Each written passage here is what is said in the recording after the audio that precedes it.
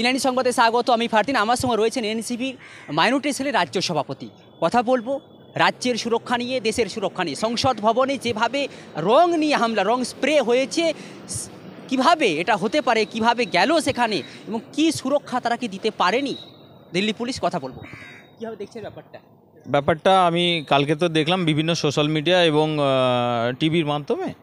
তো এটা তো নিরাপত্তাটা নিশ্চয়ই, যেহেতু সংসদ কয়েকশো কোটি টাকা দিয়ে নতুন সংসদ ভবন তৈরি করছে আমাদের যে দেশের বর্তমান শাসক দল আছে, তো তাদের এই নিরাপত্তাটা নিয়ে একটু মনে হয় বেশি চিন্তাভাবনা করাটার প্রয়োজন আছে।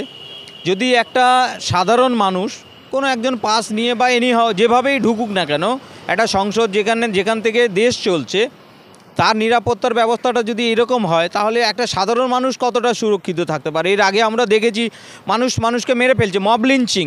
আমরা এই 2014 আগে এই সরকার আসার আগে মব লিঞ্চিং সাধারণ মানুষ কোনো দিন শুনেছিল না। আমরাও ভাবতে বাধ্য হচ্ছি যে মব লিঞ্চিং এটা আবার নতুন কি শব্দ এলো রে বাবা।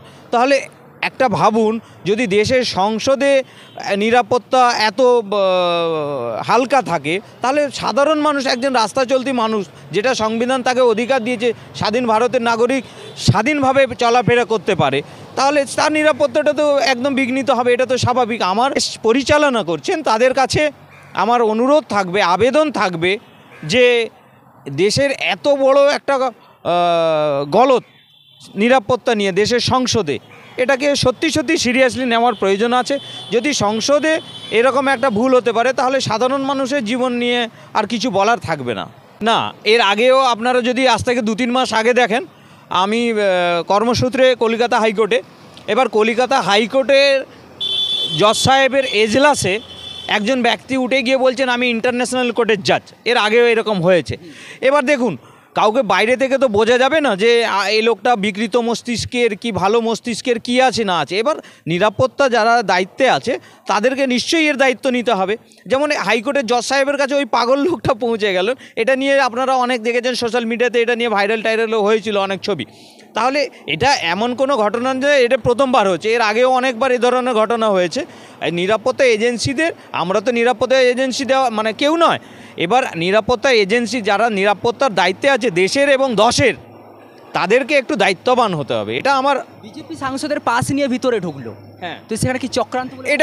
এটা যদি একটা বিজেপি সাংসদ না হয়ে, এটা যদি আমাদের INDIA জোটের কোনো সাংসদ এর পাস নিয়ে এসে ঢুকতো, বা কোনো মুসলিম সাংসদের পাস নিয়ে ঢুকতো, তাহলে এতক্ষণে তো পুরো ইন্ডিয়াটা একদম কি বলে উত্তাল হয়ে যেত। এটা যেহেতু বিজেপি সাংসদদের পাস নিয়ে ঢুকেছে, ওই জন্য আর বেশি কিছু হয়নি, যেহেতু ওরাই শাসক দলে আছে। বিশাল একটা তুলকালাম কাণ্ড হয়ে যেত, মানে একটু তিলকে তাল হয়ে যেত, আর এটা তালকে তিল হয়ে গেছে আজকে। বিজেপি সাংসদ বলি অবভিয়াসলি। আমার তো মনে হয় না যে বহিষ্কার করবে বিজেপি, এটা আমার তো মনে হয় না।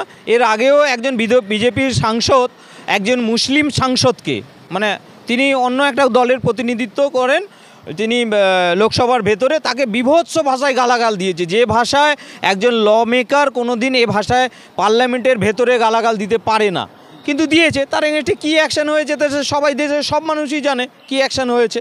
এটা আজকে ওই জায়গাটা, এটা তো কিছু হবে না। তবুও জাস্ট আমাদের একজন দায়িত্বশীল নাগরিক হিসেবে, যেহেতু আমরা একটা দলকে রিপ্রেজেন্ট করি, দায়িত্বশীল নাগরিক হিসেবে এটা আমাদের তো অবশ্যই দাবি থাকবে সিকিউরিটি এজেন্সি যারা আছে, যে দায়িত্বটাকে তারা যেন সঠিকভাবে যথাযথভাবে। রাজ্য বিধানসভা আজকেও এসেছিলাম আমি, রাজ্য বিধানসভায় একটা কাজের জন্য একটা দাবি নিয়ে কিছুজন এসছে, আমাকে সাথে নিয়ে এসেছিল। তো সেখানে এত আঁটো সিকিউরিটি আজকে এর জন্য আমাদের বিধানসভাতে ওরা জরুরি বৈঠক ডেকে সিকিউরিটি ব্যাপারটা একটু ভালো করে আঁটো করেছে।